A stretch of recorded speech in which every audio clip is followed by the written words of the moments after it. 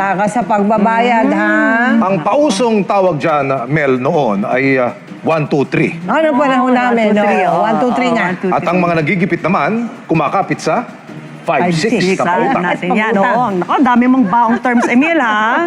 Pero laos na raw yan. Ay, sa napiling bakit? word of the year Ano? ng online platform na dictionary.com, yung 6-7. 6-7. Ano naman yun? Oo, di ba? Gamit na gamit po ang salitang yan ng mga Gen Alpha o yung mga ipinanganak mula taong 2010 hanggang 2024 pero wala yang iisang ibig sabihin. Depende raw yan sa gamit. Pwedeng ang ibig sabihin yan ay so-so, medyo-medyo lang, o kaya naman maybe this, maybe that, na parang siguro.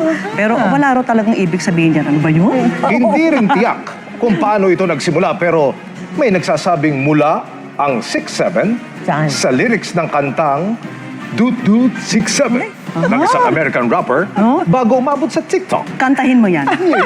Napili niyang word of the year dahil sa dalas ng paggamit niyan.